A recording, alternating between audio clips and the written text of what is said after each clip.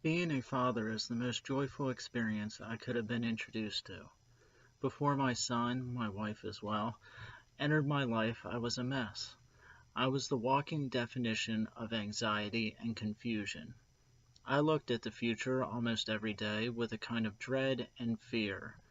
I had no clue what I was doing, or why I was doing, or where I was doing. To be honest, this anxiety gnawed at me every single day.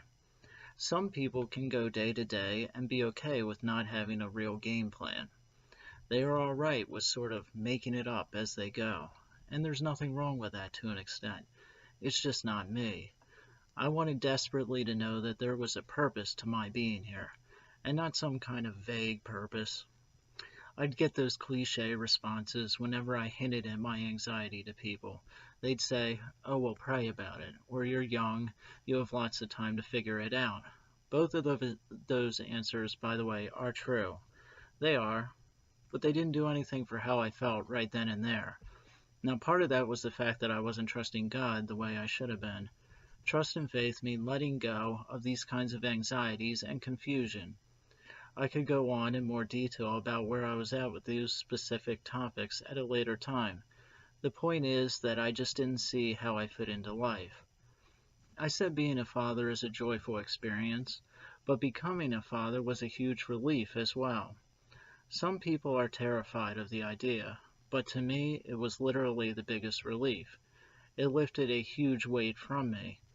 In a way, it placed a different kind of weight back on, the weight of responsibility, because now I have this new life that I'm responsible for raising, taking care of, teaching, praying for, introducing to the world, and 1,000 other things.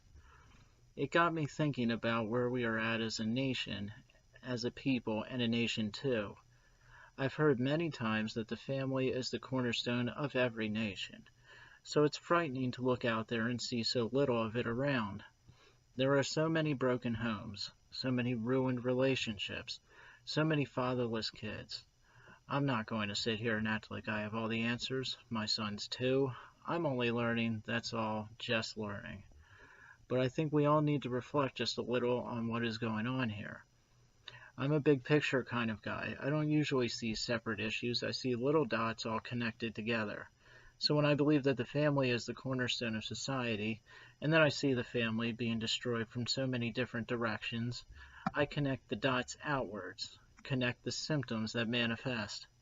If there are so many fatherless kids, where exactly are the fathers? They didn't evaporate.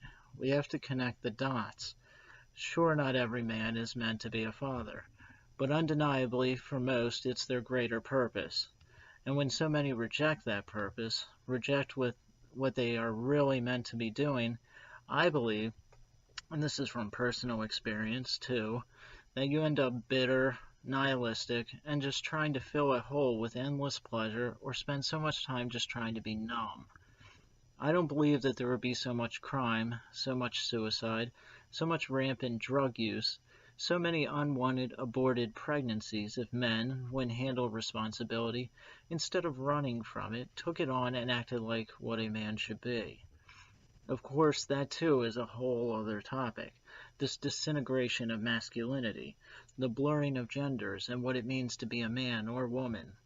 Nothing good comes of denying biological reality in exchange for living in a fairy tale world that doesn't exist. There's no other way to put it. A man is supposed to lead and serve at the same time. The two go hand in hand. Being a father ultimately means putting yourself last. Putting what you want, what I want, last. Dead last. It's not about me anymore. And thank God for that, because when it was about me, things fell utterly apart. If guys listening take anything away, let it be that. It's not about you or me. It never was and never will be now that you have a kid. We need to get our act together and do what men are supposed to, and that's put God and our families first. That's my spiel. There will be more videos coming soon from Woke Nation. Subscribe to my channel if you enjoyed this. This week, my Woke Nation podcast will also have the abortion episode out, so keep an eye out for that. Thanks for listening.